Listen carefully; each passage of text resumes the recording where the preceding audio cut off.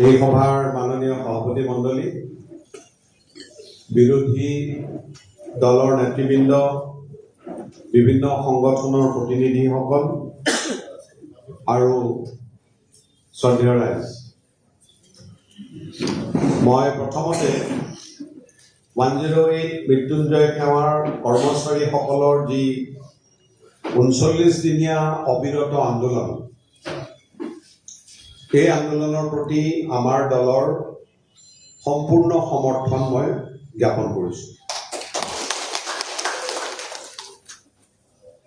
এই আন্দোলনে বিভিন্ন ধৰণৰ প্ৰশ্নৰ এতিয়া অৱতাৰণা কৰিছে। আপোনালোকৰ সংগঠনৰ হৈ ইয়াত যিখিনি কথা উত্থাপন কৰিলে, তাৰ পৰা এইটোৱেই ওলাইছে যে তেওঁলোকে একফালে শ্ৰমিকসকলক বঞ্চনা কৰিছে, আনফালে অসমৰ মানুহক তেওঁলোকে প্ৰবঞ্চনা কৰিছে। কাৰণ যি পৰিমাণৰ ইয়াতে শুনিলোঁ যে সম্পূৰ্ণ ভুৱা তথ্য দি পেলাই তেওঁলোকে টকা লুট কৰিছে, এইটোতো অসমৰ মানুহক তেওঁলোকে প্ৰবঞ্চনা কৰিছে। এই বিষয়টো এতিয়ালৈকে কিন্তু ইমান বেছি প্ৰচাৰ হোৱা নাই। গতিকে আমি দাবী দুটা কৰিব বিচাৰিছোঁ। এক নম্বৰ দাবী হ'ল, যিখিনি কথা খুব ধুনীয়াকৈ ইউনিয়নৰ ফালৰ পৰা ব্যাখ্যা কৰিছে, আমাৰ ৰমেন দাসে ব্যাখ্যা কৰিছে যে দাবীবিলাক আটাইবিলাক ন্যায্য। গতিকে ন্যায্য দাবী পূৰণৰ যি আন্দোলন, এই আন্দোলনৰ কথা আমি ৰাইজৰ মাজলৈ আৰু ভালকে নিব লাগিব। কিয় আন্দোলনটো হৈছে, এইটো দায়িত্ব আপোনালোকৰো আছে, আমাৰো আছে। গতিকে এটা দিশ এইটো। আনটো হ'ল যে এই জীৱিকে যি পৰিমাণে ৰাজহুৱা ধন লুণ্ঠন কৰিছে, তাকো জনসেৱাৰ নামত, স্বাস্থ্য সেৱাৰ নামত, ইয়াৰ এটা অসম চৰকাৰে ইয়াৰ এটা তদন্ত কৰা উচিত। গতিকে তদন্তৰ দাবীটো আমি জোৰদাৰভাৱে ৰাইজৰ মাজলৈ নিব লাগে। দুইটাই গুৰুত্বপূৰ্ণ। এটা হৈছে তেওঁলোকে প্ৰবঞ্চনা কৰিছে কৰ্মচাৰীসকলক, আৰু আনফালে প্ৰবঞ্চনা কৰিছে অসমৰ ৰাইজক। চাবলৈ গ'লে অসম চৰকাৰকো তেওঁলোকে প্ৰবঞ্চনা কৰিছে, যদিও এই প্ৰবঞ্চনাত অসমৰ চৰকাৰৰ মন্ত্ৰী-তন্ত্ৰীটো জড়িত হৈ থাকিব পাৰে। গতিকে আমাৰ ফালৰ পৰা আমি এই দাবী উত্থাপন কৰিছোঁ যে এই জীৱিকেৰ দুৰ্নীতি সম্পৰ্কে তদন্ত হ'ব আৰু এই আন্দোলনৰ ক্ষেত্ৰত অসম চৰকাৰৰ যিটো নিৰ্বিকাৰ ভূমিকা, সেইটো অত্যন্ত দুৰ্ভাগ্যজনক। তেওঁলোকে কৰ্মচাৰীসকলৰ যিখিনি ন্যূনতম অধিকাৰ আছে, এই অধিকাৰ আচলতে প্ৰয়োগ কৰিব লাগে শ্ৰম বিভাগে।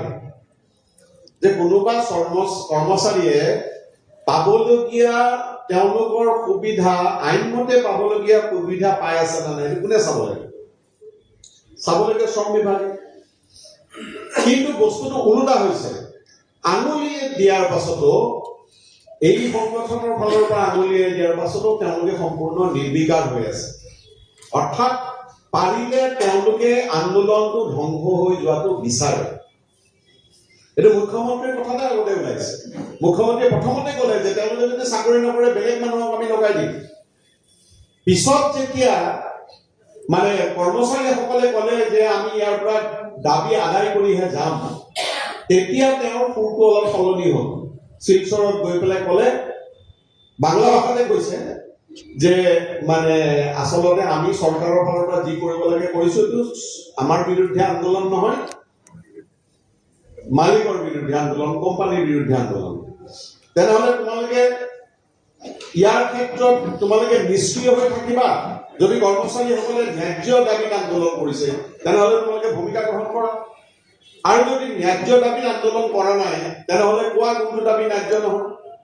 গতিকে মই দীঘলীয়া কথা নকওঁ, বিৰোধী দলবিলাকৰ সম্পূৰ্ণ সমৰ্থন আপোনালোকৰ দাবীবিলাকৰ প্ৰতি আছে, এই কথা আমি আগতেও ঘোষণা কৰিছোঁ।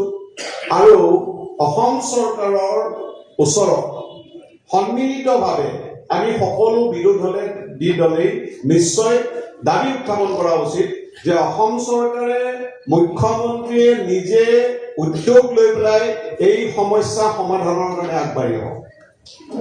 এইটো অচলাৱস্থা, এই অচলাৱস্থাটো আঁতৰ কৰাৰ কাৰণে মুখ্যমন্ত্ৰী নিজেই আগবাঢ়ি আহিব লাগিব। এই দাবী আমাৰ ফালৰ পৰা নিশ্চয় সমূহীয়াভাৱে আমি কৰিব পাৰোঁ।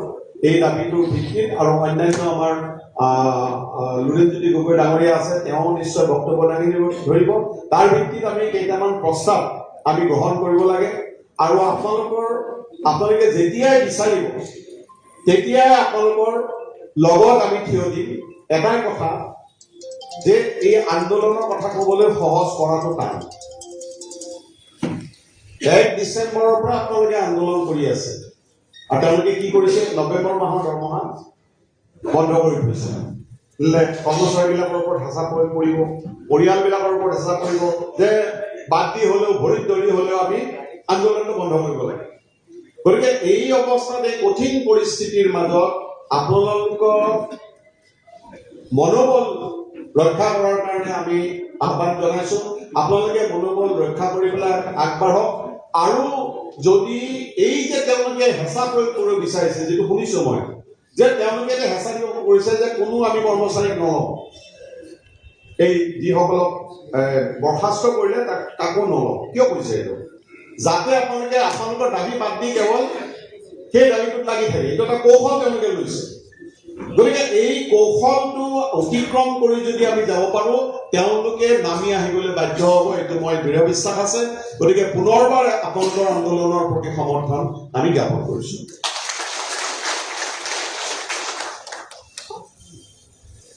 ধন্যবাদ শিৱপ্ৰকাশ তালুকদাৰ।